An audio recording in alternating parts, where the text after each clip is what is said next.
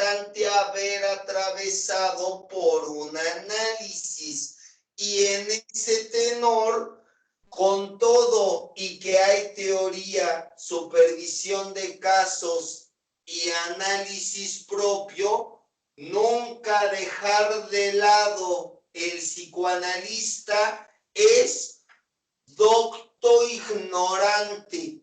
La ignorancia la hace docta el analista, por eso pregunta.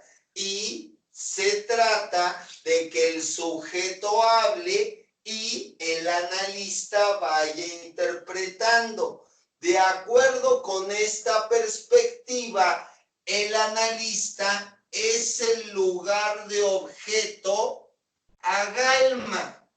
Agalma en tanto brillante. Agalma es el modo en que llama Alcibiades a Sócrates una vez que se presente en el banquete. Alcibiades llega ebrio al banquete y rompe con el juego del elogio del amor y comienza a decir a todos que tiene un amor de hace tiempo con Sócrates. Sócrates entonces, en posición de analista, le dice a Alcibiades: ocúpate de tu alma, ocúpate de tu deseo. No es a mí a quien amas, sino a Gatón, quien está a mi lado. Agalma, en términos de la posición del analista, es el objeto alado, el objeto causa de deseo del sujeto. Este objeto que facilita la clínica psicoanalítica.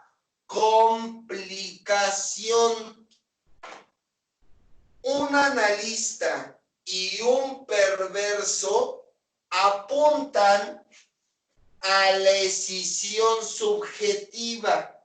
La diferencia es que mientras un perverso busca hacer gozar a la madre, que la madre tenga pene y el colocarse como el falo que completa a la madre, un psicoanalista apunta a la escisión para extraer de ahí al amo imaginario, el bien. La clínica psicoanalítica muestra al sujeto quiénes han sido sus amos imaginarios, quiénes son esas representaciones fálicas que ha sostenido a lo largo del tiempo y que vinieron a provocarle la enfermedad de las neurosis. El analista pretende la caída del amo imaginario, el amo que busca un saber único, y de esta manera, con la caída de estos amos imaginarios, un psicoanalista extrae al sujeto patológico y le otorga el saber de lo sexual, el saber del inconsciente al sujeto. No toda persona sostiene una transferencia. No toda persona está dispuesta a sacrificar a los amos imaginarios. No toda persona, aunque sea neurótico, pretende asumir la castración. No toda persona se desvincula del goce para ahora sí ponerse a desear.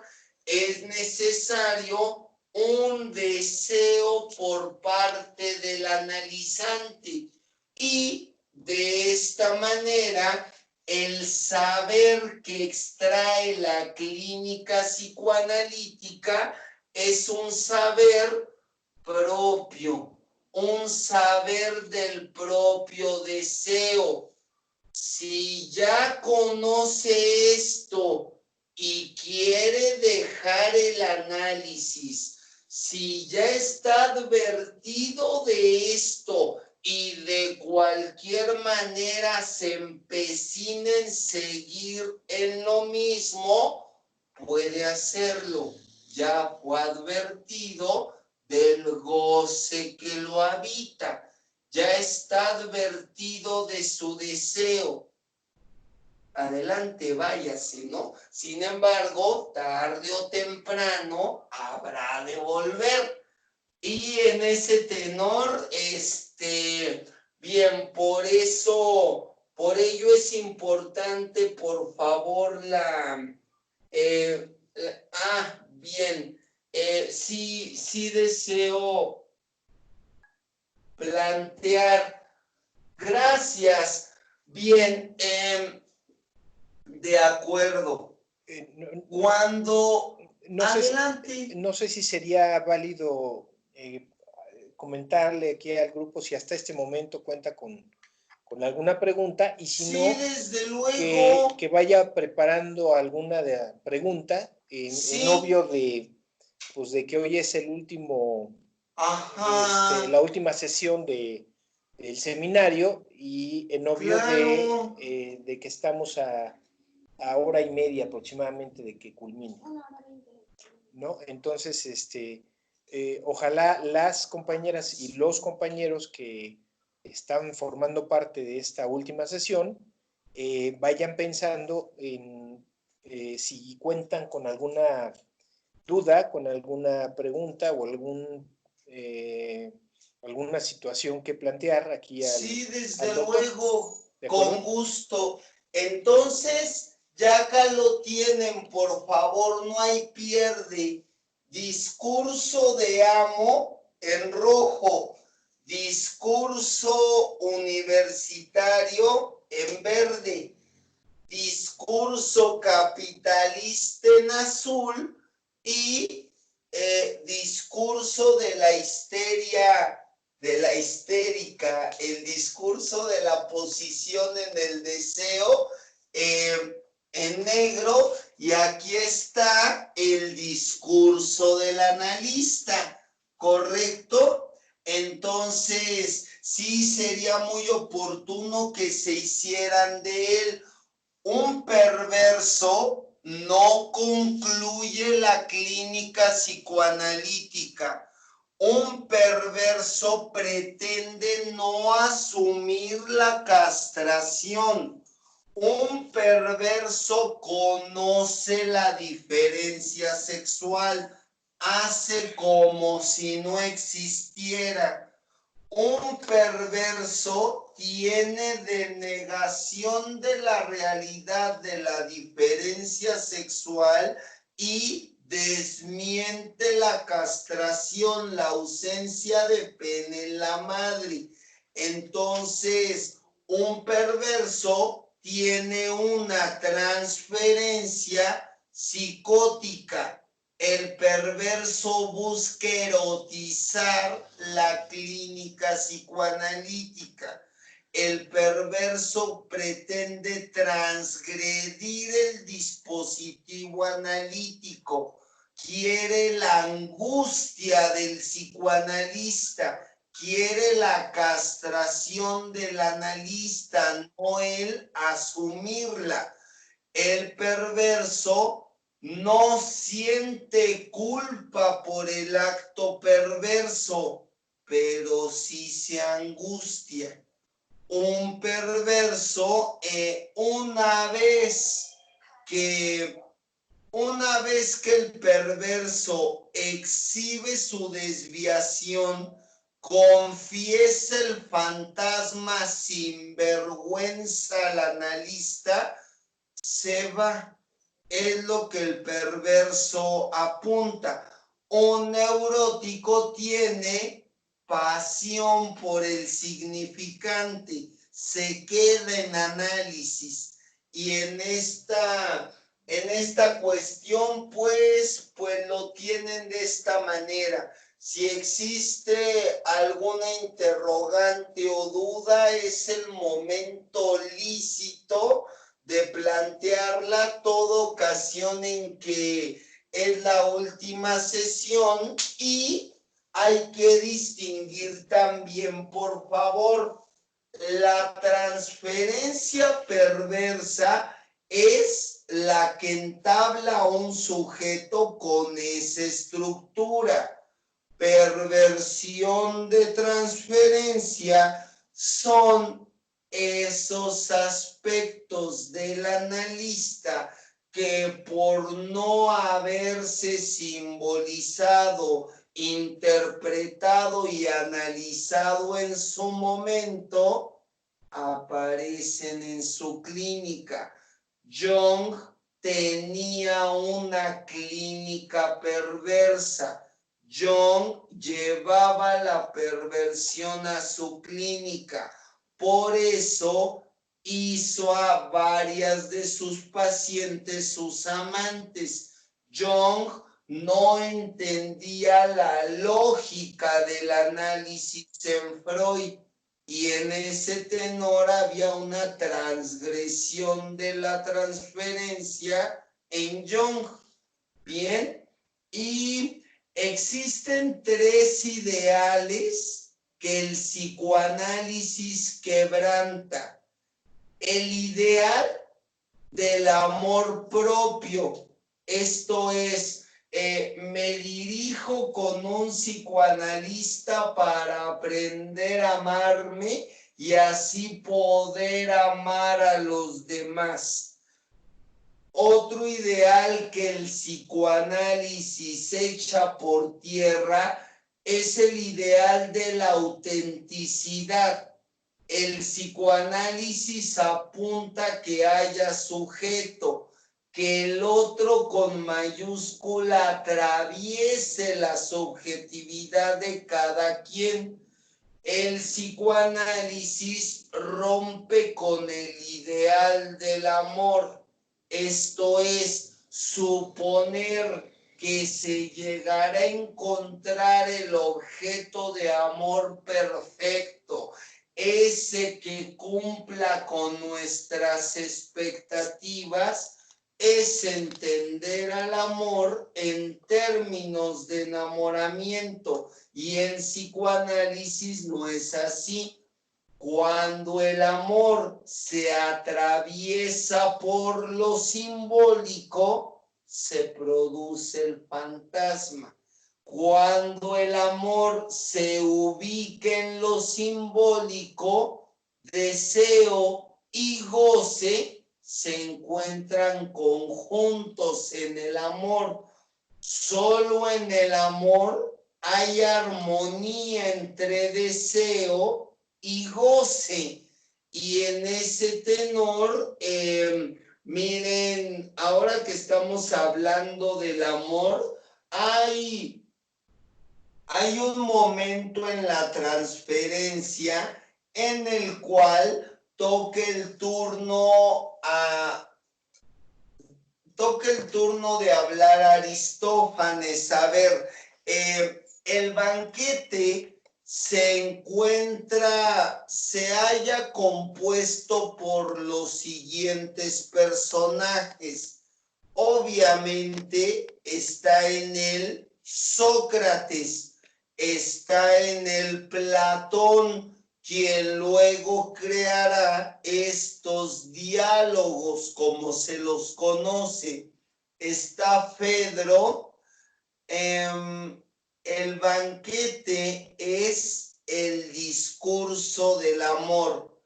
El modo en que entiende Sócrates el amor, ¿qué es el amor en sí mismo? está presente en Fedro. Los 3 discursos de Sócrates en torno al amor son el banquete, Fedro y Lisias. En esos 3 hallaremos la cuestión del amor. Y bien, además de estos 3 sujetos está Aristófanes, el cómico, Agatón, la pareja de Sócrates, está también Erixímaco y su psicología del amor en la riqueza, y Pausanias. Erixímaco es un médico. Lacan incluso dice a los asistentes al seminario que es colega de ellos, es médico. Bien, y está también Pausanias y la psicología del rico. El discurso de Agatón aparece en la Topía de Eros, así se titula esa clase, y Lacan denomina a Agatón el trágico. Antes de Agatón aparece la perspectiva cómica del amor, esta que da a conocer Aristófanes y que les leeré a continuación. Aristófanes es planteado por Lacan en la clase titulada La irrisión de la esfera, esto es, la no partición de algo esférico, de una célula que equivaldría al amor. Es risible esa cuestión, es cómica. Bien, la irrisión de la esfera es la clase que Lacan imparte el día, bien, se trata del día, ahora se los indico, miércoles 21 de diciembre de 1960. Acá les voy a leer el discurso de Aristófanes, el cómico, el bufón. Bien, nos dice Aristófanes, supongamos incluso que cuando están reposando en el mismo lecho, Hefestos, es decir, Vulcano, el personaje del yunque y el martillo, se alza ante ellos provisto de sus utensilios para hablar de esta forma. ¿No es este el objeto de vuestros deseos? ¿No es cierto que anheláis identificaros lo más posible el uno con el otro, de tal manera que ni de noche ni de día os dejéis el uno al otro? Si de verdad es esto lo que anheláis, puedo perfectamente fundiros juntos, reuniros con el soplo de mi forja, y así de 2 que sois pasaréis a ser uno, y mientras dure vuestra vida viviréis ambos en comunidad, como si no formarais sino uno, y después de vuestra muerte allá en el Hades, en vez de 2 seréis uno, heridos ambos por una misma muerte. Pues bien, ved si esto es a lo que aspiráis y si podéis contentaros con semejante suerte. Oyendo estas palabras, nos dice Aristófanes, no habría uno solo, bien lo sabemos, que dijera que no. ni evidentemente deseara otra cosa, sino que cada uno de ellos, amante y amado, pensaría por el contrario que acababa de oír formular lo que desde hace mucho tiempo codiciaba, que mediante su reunión, mediante su fusión con el amado, sus dos seres acabaran no siendo sino uno. Es cómico porque refiere una irrisión de la esfera, ser como dos payasos en el circo que los une un traje grande y salen juntos a divertir a la gente. Es una esfera. Esto es, no hay separación. Es cómica la sesión. Suponer que el amado se encontraba en un lugar, el amante en otro, y algo los unió y ahora no se separarán, es cómico. Brinda el enamoramiento, ese amor imaginario que todo amor implica para los neuróticos. ¿Bien? Sí, por favor. Tenemos 3 preguntas, doctor. La primera de ellas dice de la siguiente manera: ¿el psicoanálisis cómo ve el amor? La siguiente pregunta es: ¿el perverso tiene cura? ¿O cómo se podrá tratar al perverso? ¿Cómo sería su tratamiento? ¿Requiere fármacos? O sea, son esas 2 preguntas, concretamente. Bien.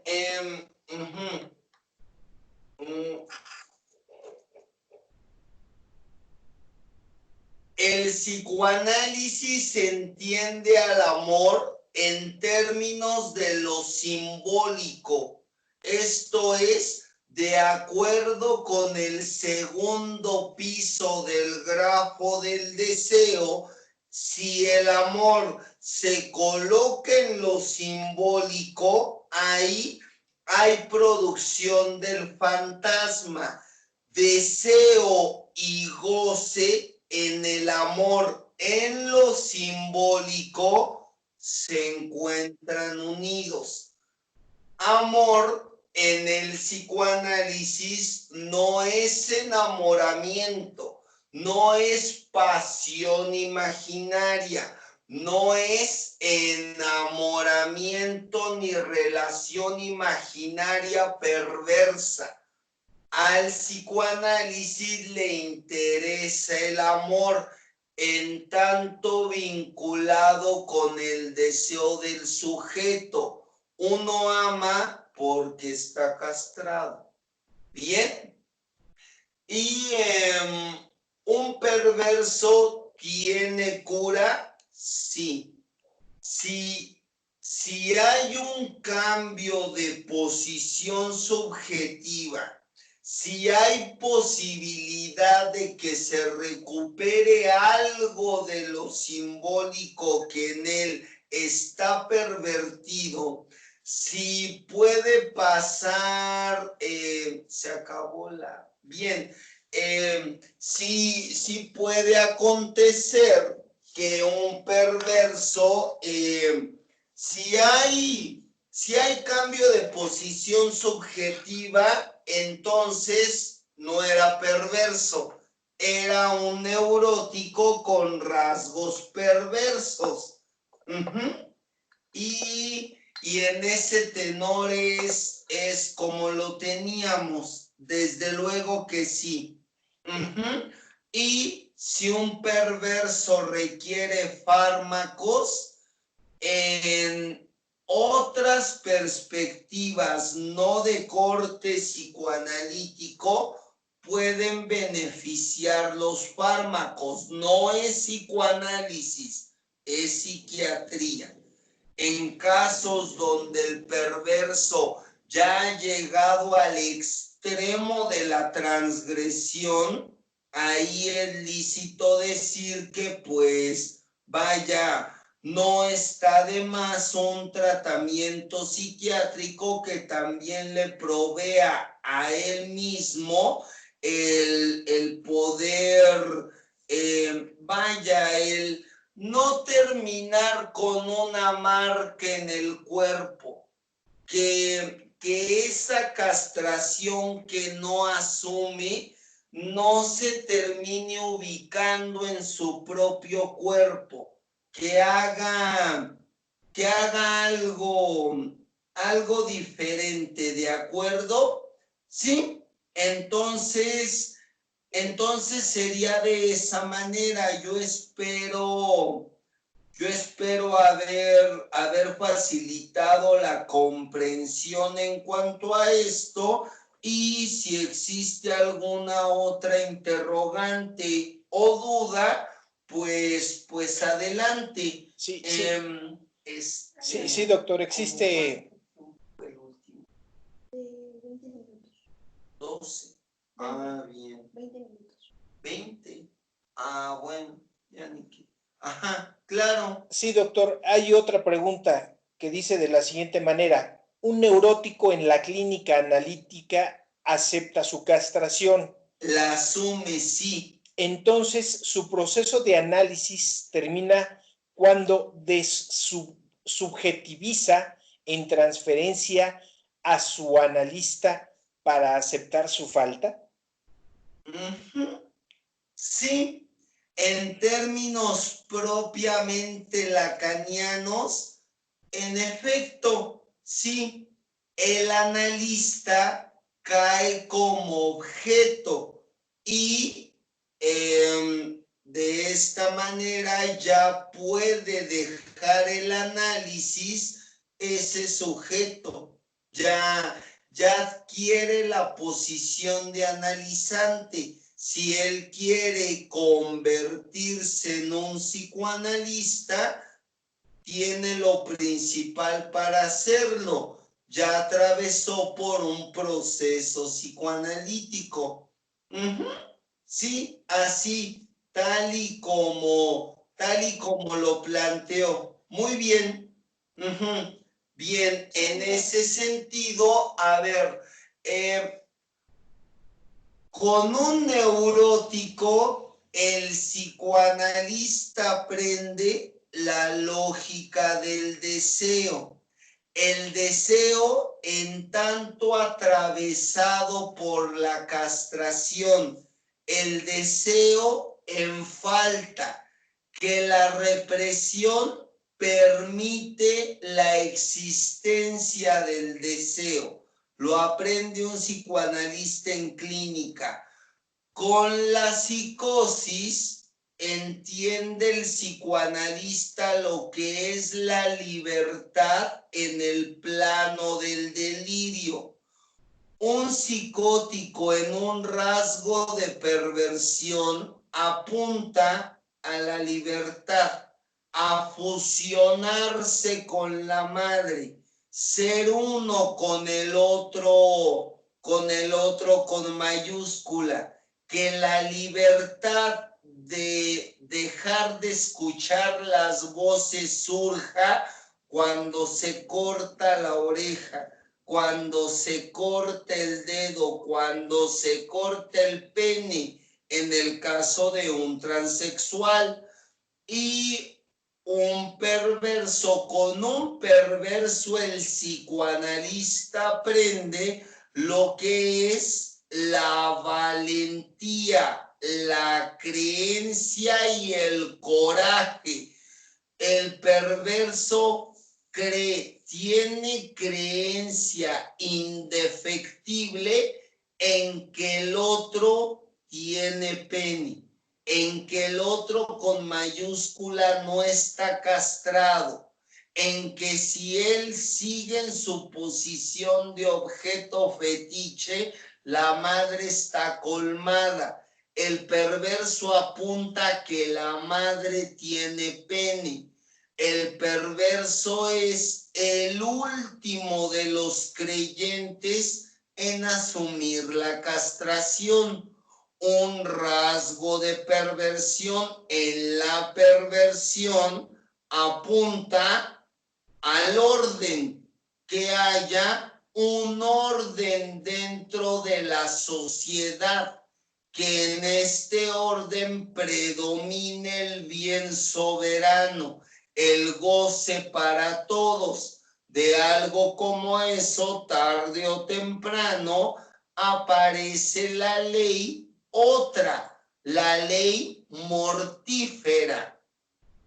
Bien, y en ese sentido, pues lo podríamos dejar de esta manera, ¿correcto? ¿Alguna otra interrogante? No, hasta este momento, bien, doctor. Pues sería de esa manera. ¿Y a qué nos referimos cuando hablamos? A ver, ya de acuerdo, lo que cimenta la transferencia es ese amor en lo simbólico. Para que el amor se dé, para que haya metáfora del amor, antes debe existir en cada quien milagro del amor. Bien, nos dice Lacan, por favor, estoy próximo a decirles el milagro del amor, el mito que Lacan se inventa, ese milagro que produce el amor, nos dice Lacan. De esto hemos partido. Miren, lo encontrarán en la clase que Lacan dedica a Pausanias. Pausanias está en la clase de la psicología del rico del 7 de diciembre de 1961. Ahí verán lo siguiente. Nos dice Lacan, de esto hemos partido, del amor como Dios, es decir, como realidad que se manifiesta y se revela en lo real. Así, no podemos hablar del amor, sino como mito. Esto es también lo que me autoriza a fijar ante ustedes la orientación de lo que está en juego, dirigiéndoles hacia la fórmula, la metáfora, la sustitución del erómenos por el erastés, del amado por el amante.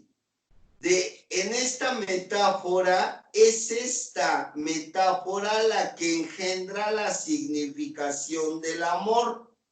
Y prosigue Lacan, para materializar esto ante ustedes, tengo derecho a completar mi imagen y hacer de ella verdaderamente un mito.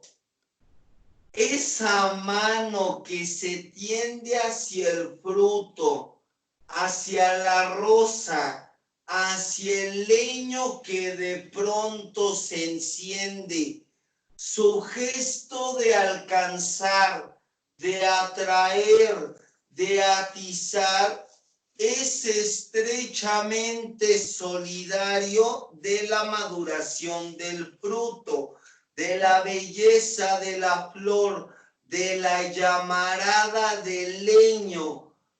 Pero cuando en ese movimiento de alcanzar, de atraer, de atizar, la mano ha ido ya hacia el objeto lo bastante lejos, si del fruto, de la flor, del leño, surge entonces una mano que se acerca al encuentro de esa mano que es la tuya y que en este momento es tu mano que queda fijada en la plenitud cerrada del fruto, abierta de la flor, en la explosión de una mano que se enciende, entonces lo que ahí se produce es el amor. ¿De acuerdo? Y bien, la estructura que está en juego no es de simetría, sino de retorno. Vean lo que quiero recalcar mediante este mito. Todo mito se relaciona con lo inexplicable de lo real y siempre es inexplicable que algo responda hacia el deseo. Por otra parte, no hay tal simetría porque si la mano se tiende, lo hace hacia un objeto. La mano que surge al otro lado es el milagro. ¿De acuerdo?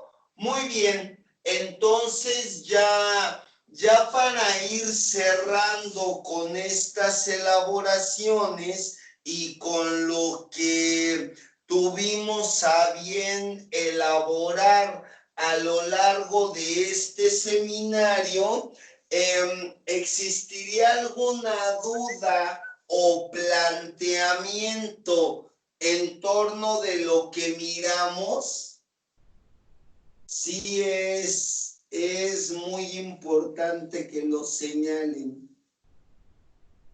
Si existe algún planteamiento o interrogante, doctor. No, doctor, ninguno adicional hasta este momento. Ya, bien, de acuerdo. Entonces, habremos de recuperar de la enseñanza de Lacan un momento último de la teoría lacaniana. Sí es importante precisarlo, por favor, para, bien, a ver, les habré de plantear acá lo que Lacan denomina primero la fórmula de la demanda. Conforme avance el tiempo, esta fórmula de la demanda aparece en el seminario que Lacan imparte entre 1964 y 1965. Es el 12º seminario de Lacan y lleva por título Problemas cruciales del psicoanálisis. 2 seminarios después, en la lógica del fantasma, Lacan dice que es la fórmula de la transferencia. Bien, en la fórmula de la transferencia hay un sujeto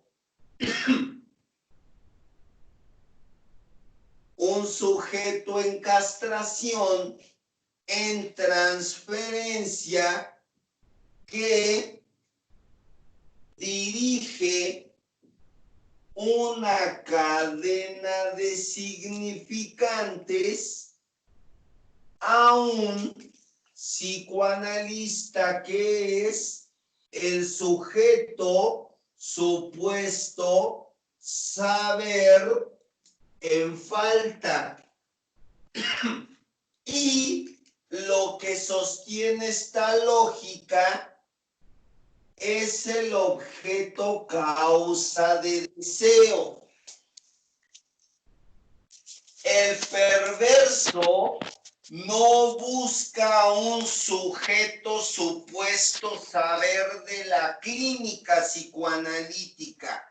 El perverso lo que quiere es el saber en tanto imaginario, el conocimiento de las lógicas del cuerpo.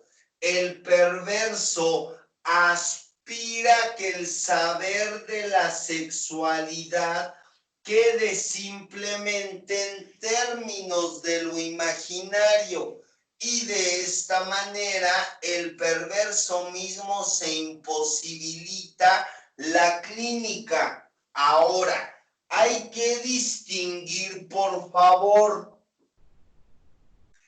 el discurso de la diferencia sexual. Este discurso del psicoanálisis no es el discurso de la diversidad sexual. Son planos diferentes. Este último discurso está sostenido en un discurso de amo. Todo discurso que se presenta como libertario, como dador del goce, como ese que brinda el paraíso, es un discurso perverso.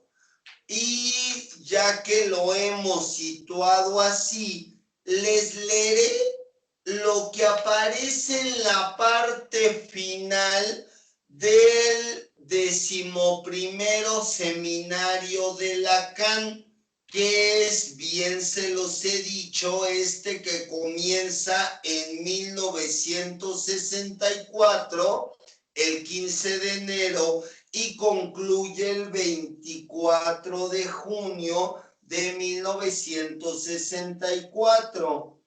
Bien, deseo mucho advertir. Nos dice Lacan, el deseo del análisis no es un deseo puro, es el deseo de obtener la diferencia absoluta, la que interviene cuando el sujeto confrontado al significante primordial accede por primera vez a la posición de sujeción a él.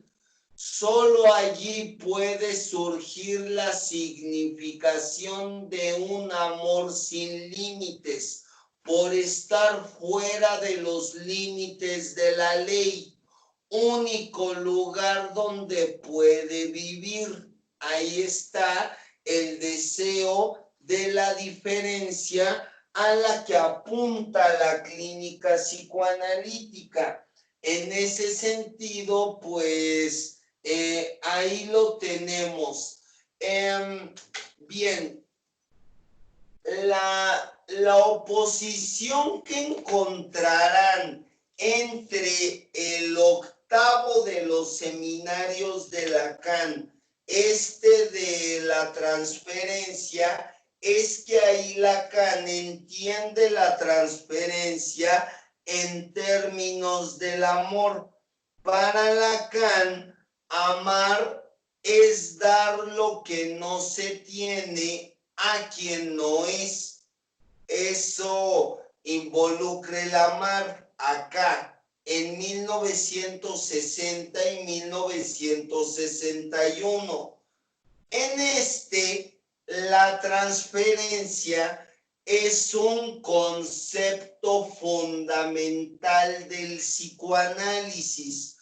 Vía la transferencia surge el deseo del analista.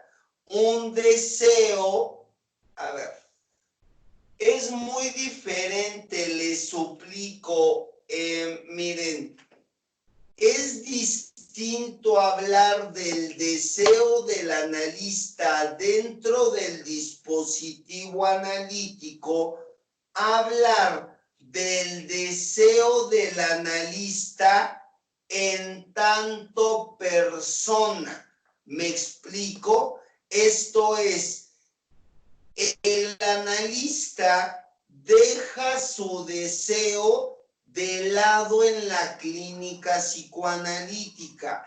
Él sostiene un deseo de analista. Ese deseo del analista es analizar, interpretar, crear la clínica psicoanalítica. Voy a cerrar esta parte final de la enseñanza con una nota de Lacan que muestra lo referente a la formación del psicoanalista. Lo van a hallar en la parte final de este seminario del 11º. Es la clase del miércoles 10 de junio de 1964.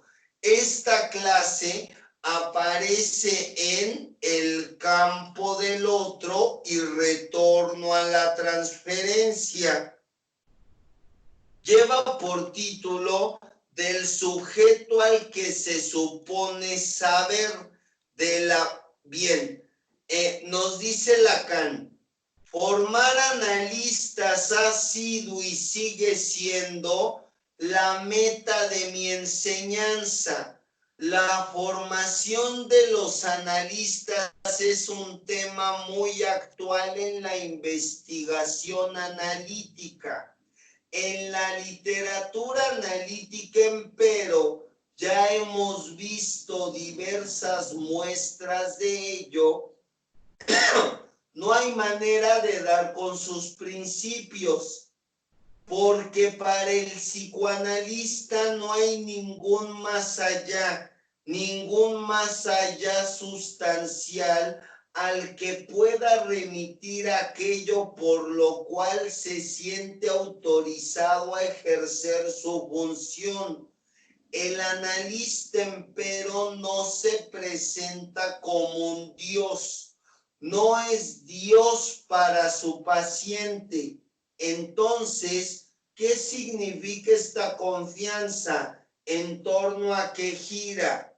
El psicoanalista, la formación del psicoanalista exige que sepa en el proceso por donde debe conducir a su paciente, en torno de qué gira el movimiento.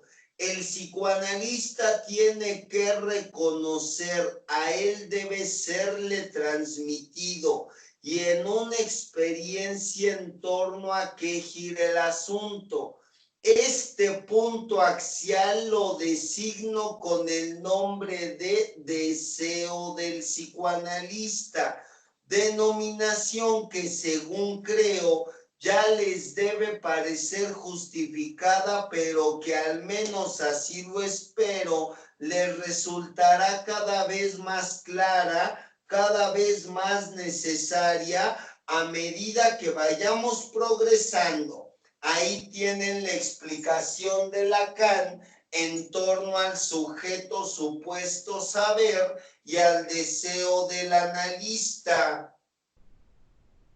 Con un melancólico, el psicoanalista también aprende algo. En términos de esto, de el objeto analista Galma que finalmente cae, no hay ningún objeto que tenga más valor que otro en el plano del deseo. Es importante la presencia del analista, sí, en tanto cumpla su función. Entonces, no perderlo de vista y pues, ya que hemos llegado hasta acá, las preguntas, por favor, si es que existiera alguna otra. Son, doctor, 8:25. Ya, claro, sí. Bien. No, por el momento me dicen que no hay preguntas. Bien,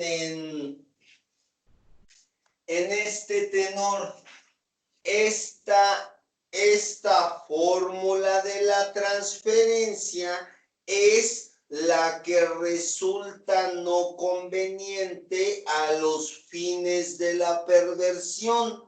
Un perverso busca que lo que reine sea el registro de lo imaginario, que predomine la imagen para el neurótico.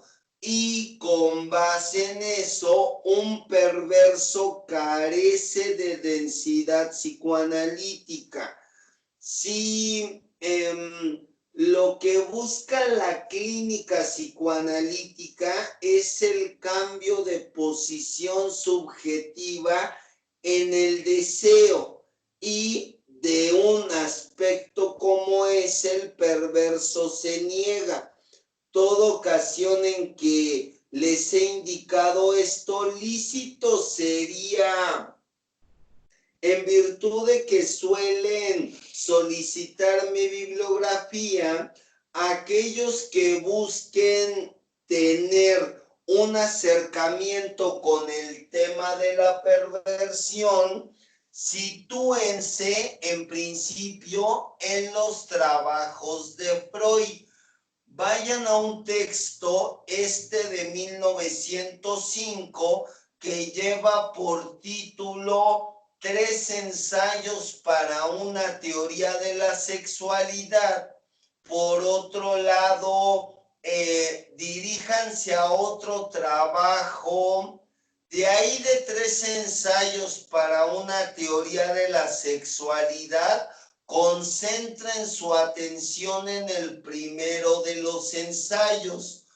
Otro libro que de Freud les podrá servir es el que dio a conocer en 1919 y que lleva por título Pegan a un niño, contribuciones a la explicación de la génesis de las perversiones sexuales. Al año siguiente les servirá también sobre la psicogénesis de un caso de homosexualidad femenina. 4 años después, en 1924, el problema económico del masoquismo, también de Freud. De 1927, fetichismo. Y de 1938, la escisión del yo en el proceso defensivo. Son los textos que les van a permitir ubicar la clínica de la perversión en Freud, como la denomina Lacan. Lacan refiere que hay una clínica de la perversión en el seminario que imparte entre 1968 y 1969, el seminario 16º, que lleva por título De un otro al otro con mayúscula. Y para centrar la atención en la estructura perversa, les recomiendo otro escrito redactado por María del Carmen Pardo, que lleva por título precisamente ese, La estructura perversa en el psicoanálisis. Aproxímense también a Castoriadis y Pierre Aulagnier. Tienen 2 escritos de nombre La perversión y, por el otro lado, la pareja perversa en el psicoanálisis. Les puede ser de óptimo y muy alto beneficio. Dentro de la histeria, el perverso, la histérica con la cual está vinculada el perverso, Freud planteaba 2 bellezas de la histeria. Por un lado, el alma bella y la bella indiferencia. Es el caso de Freud. Y bien, el alma bella es aquella histérica que bien ha podido soportar todas las consecuencias del síntoma que tiene. Ella se presenta como belleza.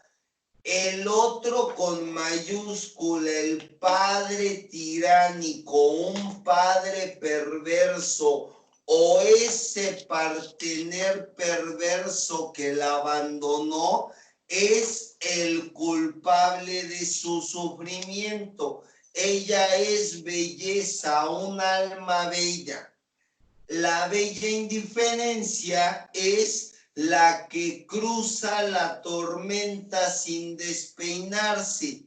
La histérica que tiene un beneficio secundario del síntoma, un masoquismo primario arraigado. La histérica que a todo le recomienda ir con el psicoanalista y ella no pisa dispositivo analítico. La falta está en el otro. Ella es belleza. Y Lacan añade a estas dos bellezas de Freud, el alma bella y la bella indiferencia, otras dos, la bella durmiente y la bella y la bestia. La bella durmiente es la doncella, belleza, que está dormida en el deseo, realiza las actividades que se le piden, puede andar en vigilia, puede hacer lo que le es conferido. Ella duerme en su deseo. Eso que realiza lo siente como no concerniente a su deseo, como ajeno de ella. Duerme en el deseo y en él espera la llegada del príncipe deseante, de ese neurótico que la bese y la despierte al deseo. Es la bella durmiente. Solo desea en términos de que el amo esté. Si el amo no está, ella dormirá. El partener ideal del neurótico obsesivo, cuando él no está, ella duerme, no desea. Y por el otro lado, la bella y la bestia, la pareja perversa en el psicoanálisis, el príncipe que se ha vuelto sapo y la histérica dirigiendo la castración a él porque no asume su posición deseante. Y en ese tenor, la mujer del alcohólico y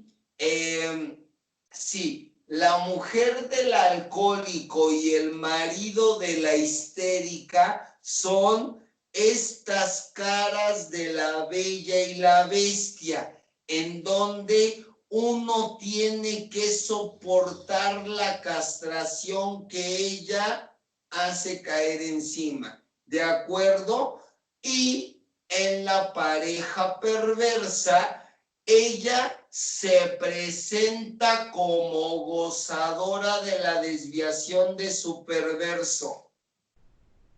A diferencia del perverso que se sostiene en lo moral, la histérica tiene una posición ética.